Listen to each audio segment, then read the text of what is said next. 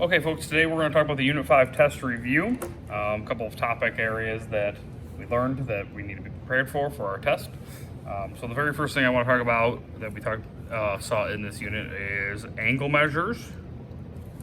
So if I give us something like this. All right, so we have these two lines. These two lines are parallel because I've put the little arrows on the lines to indicate that they're parallel. And we have this transversal, and I'm going to number our angles 1, 2, 3, 4, 5, 6, 7, 8. All right. So let's label some vocabulary. Some corresponding angles or angles in similar positions. This would be like 2 and 4, they're in similar positions. 3 and 5, 1 and 7, and then 8 and 6. Squeeze that in there. We got alternate interior angles. We have 2 sets of those, 3 and 7, 4 and 8. We also have alternate exterior angles. This would be like 2 and 6, 1 and 5. We have some vertical angles. Got a bunch of those, like 1 and 3, 2 and 8, 4 and 6, 5 and 7. And then a myriad of supplementary angles that make a straight line, like 1 and 2, 2 and 3, 3 and 8, 1 and 8, 4 and 7, 7 and 6, 6 and 5, 4 and 5. So there's a ton of those. We don't have any complementary because we do not have any 90-degree angles. So if I say that angle 1 is 78 degrees, and since these two lines are parallel, I can really kind of move around and find some other angles that are 78 degrees as well. So 3 is going to be 78 degrees because 1 and 3 are vertical. 7 is going to be 78 degrees because 1 and 7 are corresponding, but 3 and 7 are also alternate interior. And then 5 is going to be 78 degrees because 7 and 5 are vertical, or 1 and 5 are alternate exterior, however you want to look at it. But we also know that 1 and 2 are supplementary. They're making a straight line. So that tells me they're 180 degrees. So angle 2 plus angle 1 should equal 180. So what number plus 78 equals 180? That should be 102.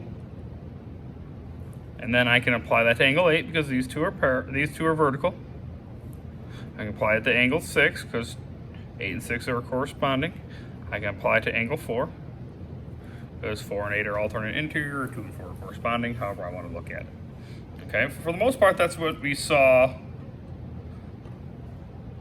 with angles. Then we moved on to triangles. Now, we saw a couple of things with triangles.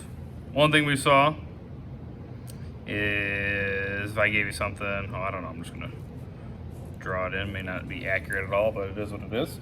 Let's say that this is 3x, this is 1x, and that's 2x. Okay? To figure out what x is, since we don't know any of the angle measures here, we can set up an equation. Now, I know there's 180 degrees inside of a triangle, so I could say 1x plus 2x plus 3x equals 180. To combine my like terms, 1x, 2x, and 3x is 6x equals 180. Divide by 6 on both sides, so I know x equals 30. And if I plug it in from there, I can figure out the different angle measures. 3 times 30 is 90 degrees, 2 times 30 is 60 degrees, 1 times 30 is 30 degrees. Okay, so that's one way that we saw triangles. Another way that we saw triangles is when we use our remote interior angle theorem.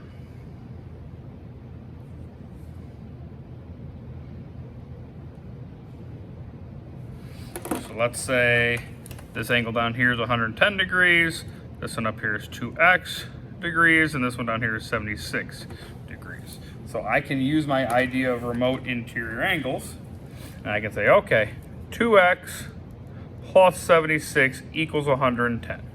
because these two non-adjacent interior angles, their sum equals that exterior angle. Just go through my equation rules, subtract 76 from both sides, be left with 2x equals 34, divide by 2, and x equals 17. And it's 17, not 17 degrees. It's not a degree until I plug it back in for the expression. The other thing that we worked on extensively here was our Pythagorean theorem.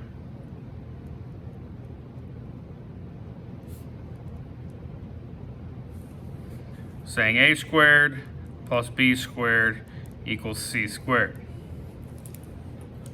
A is always our smallest side.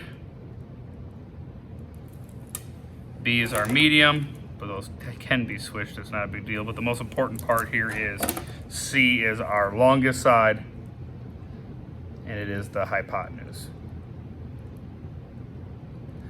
A lot of times I'm missing the C, so I'm just taking the two sides that make the 90-degree angle, and those are our A and B's. So I have a 90-degree triangle. This would be my A, this would be my B, and that would be my C because it's across from the 90-degree angle.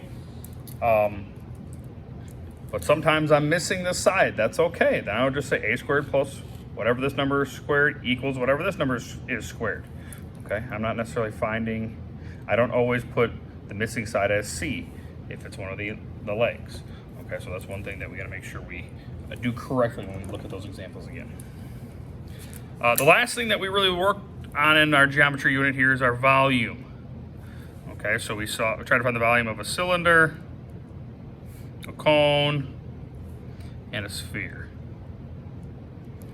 All right. Our formula for finding the volume of a cylinder was pi times radius. Ooh boy, that's not a radius.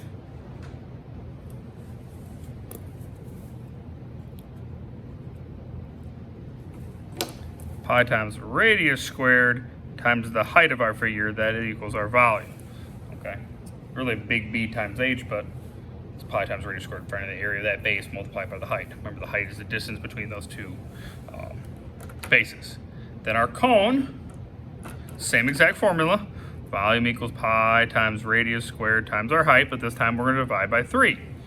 Because remember, the volume of 3 cones, the same height as the cylinder, and has the same area, base area.